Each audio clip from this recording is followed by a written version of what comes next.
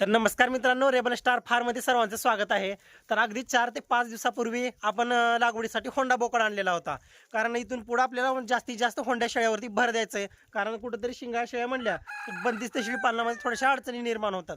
जर तसं काय विचार करायला गेलं तर समजा काही जर जाळीचे वगैरे कप्पे वगैरे जर केले आपण कंपाऊंडमध्ये किंवा आपल्या मुख्य गोठ्यामध्ये तर काही अडचणी येत नाहीत.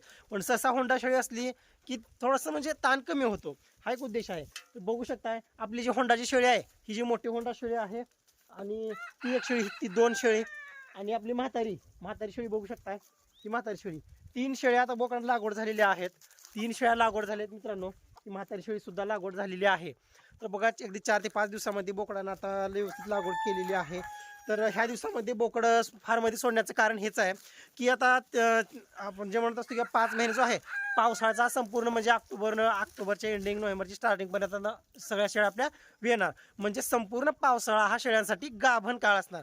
आणि गाभण काळामध्ये संगोपन तर तुम्हाला माहिती आहे, आपला औषध उपचार किंवा आपण जे म्हणतो किंवा मल्टीव्हिटॅमिन असतो, जे की आपण खुराकाचा जो भाग समजतो, जो कॅल्शियम मल्टीव्हिटॅमिन लिव्हर टॉनिक असतो. तर डिवर्मिंग हायटेकने व्यवस्थित आता डिवर्मिंग करून घ्यायची यांची. आता सध्याला कसं आहे, उन्हाळा भरपूर आहे मित्रांनो, ऊन एवढा जबरदस्त आहे आणि हायटेक म्हणलं की त्या असते भरपूर पॉवर. त्याच्यामुळे कसं आहे, आता पिल्लांना वगैरे सध्या हायटेकची गरज आहे. सर्व पिल्लांना हायटेकची गरज आहे. आणून सुद्धा ठेवलेले हायटेक आपल्यामध्ये आपल्या ह्याच्यामध्ये. पण तरी सुद्धा कसं आहे, थोडंसं आपण 15 ते 20 दिवसात थोडंसं टाळाटाळ करायची आहे. कारण आता 15-20 दिवसावरती पावसाळा येऊन ठेपलेला आहे. एकदा पावसाळा सुरू झाला, 2-4 पावस पडले, वातावरण थंड झालं की सर्वांना सर्वांना एक वेळेस हायटेक देऊन घेतलं की काहीच ताण येणार नाही मित्रांनो. जेणेकरून संगोपन चांगलं होईल. आपण जो काही खुराक वगैरे ठेवतोय तो खुराक त्यांच्या शरीराला व्यवस्थित लागेल आणि वेट गेन चांगली चमक येईल त्यांच्या अंगावरती. तर बघू शकता अशा पद्धतीने संगोपन आहे. तर बघा, सांगायचा उद्देश एवढाच आहे. आणि महत्त्वाची गोष्ट तुम्हाला सांगतो, एक कमेंट आलेली होती की बरोबर आहे की तुम्ही पावसाळ्यामध्ये गाभण काळ वगैरे यावा, पावसाळ्यामध्ये पिलांचं संगोपन व्यवस्थित होत नाही, शेळीला दूध वगैरे पुरत नाही, म्हणून तुम्ही म्हणजे पावसाळ्याच्या अगोदर मेच्या एंडिंगला तुम्ही एप्रिलच्या स्टार्टिंगला वगैरे जे काही 2 महिने जे आहे एप्रिल मे याच्यामध्ये बोकड लागवड करता, मान्य आहे. पण ज्या वेळेस तुमच्या शेळ्या ऑक्टोबर नोव्हेंबरमध्ये येतात, पण नंतर त्या समजा जर 1-2 महिन्यांना जर गाप गेल्या शेळ्या तर डायरेक्ट पावसाळ्यामध्ये येणार किंवा आपण कधी लागवड करायचं, कसं करायचं, काय करायचं, नियोजन काय करू शकतो. हे बघा, आता समजा मे मध्ये जर तुमच्या जर शेळ्या म्हणजे गाप गेल्या तर जून जुलै ऑगस्ट सप्टेंबर ऑक्टोबरमध्ये तुमच्या शेळ्या संपूर्ण शेळ्या येणार. आणि नोव्हेंबर 1 महिना थांबायचा, डिसेंबरच्या एंडिंगला 31st वेळेस सर्व शेळ्या लागवड करून टाकायच्या. होते काय तुम्हाला सांगतो, एप्रिल मे या 2 महिन्यामध्ये परत शेळ्या येतात मित्रांनो. मे मध्ये शेळ्या वेल्या की पुढे आपण म्हणत असतो की बाबा मेचा पूर्ण महिना, जूनचे 15 दिवस, कमीत कमी 1.5 ते 2 महिने पिल्ले चांगले मोठे होतात. कारण तिचं जे पिल्ले जे आहेत व्यवस्थित थोडंसं चारा वगैरे खाऊ लागतात पिल्लं व्यवस्थितरित्या, खुराकावरती सुद्धा काही पिल्लं येतात. त्याच्यामुळे होते का, रोगप्रतिकारशक्ती चांगली होत असते.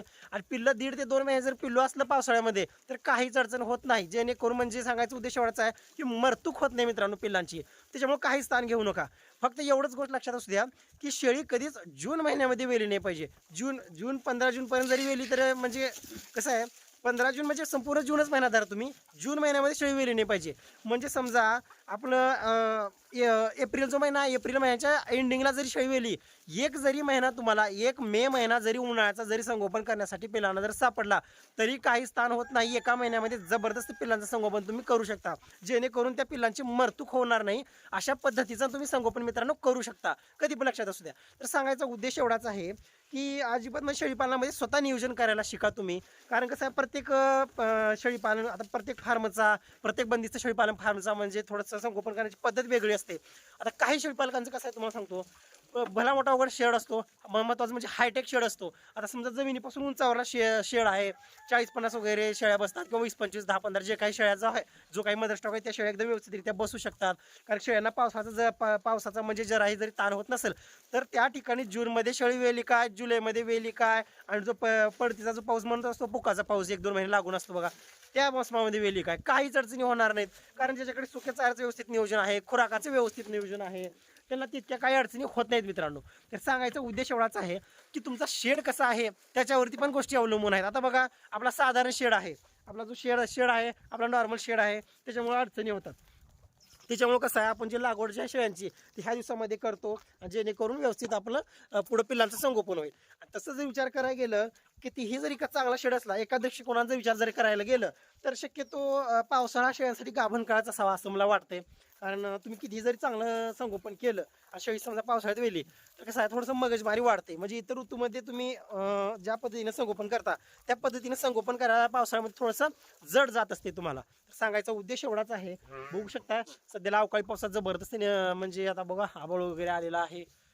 सध्याला फक्त शेळ्या ज्या आहेत त्या कडब्यावरती वगैरे आहेत आणि तुम्हाला बघू शकता आणि एक लांब कानी वगैरे पाट वगैरे आहे आपल्याकडे.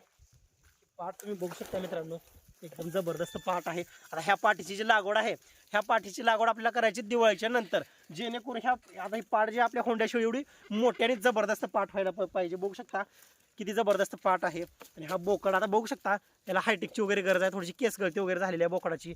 आणि आपल्या होंडीचे बोकड बघा, होंडीचा बोकड आणि ती पाट किती जबरदस्त आणि किती मोठे झालेत बघा. बघू शकता तुम्ही होंडीचा बोकड एकदम जबरदस्त. आणि हा लागवडीचा बोकड, गेल्या बोकडापेक्षा हा बोकड लागवडीचा चांगला आहे.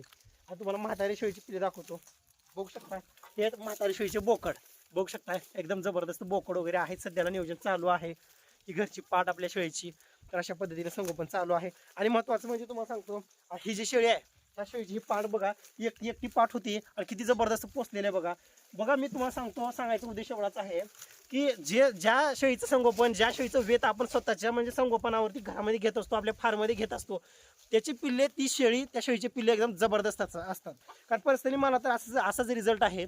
बाजारातून आणलेली शेळी किंवा बाजारातून आणलेली जर पिल्लं जी असतात, पिल्लं बाजारातून आणलेली थोडंसं ते रखरख किंवा थोडं संगोपनामध्ये त्रास देतात किंवा वेटगन वगैरे फास्ट होत नाही. पण ज्या शेळीचं गाभण काळ मी माझ्या हातानं म्हणजे संगोपन केलेला असतो 4 ते 5 महिने, त्या शेळीचे पिल्लं एवढं म्हणजे जबरदस्त वाढतात आणि एवढे चांगले मोठे जबरदस्त पडतात. एकदम टॉप क्वालिटी तुम्ही डोळ्यापुढे बघतच आहात. तर ठीक आहे, काही अडचणी असेल तर नक्की कमेंटमध्ये विचारत चला. एका सबस्क्रायबरची कमेंट होती असाच व्हिडिओ बनवा वाटला मला म्हणून बनवला.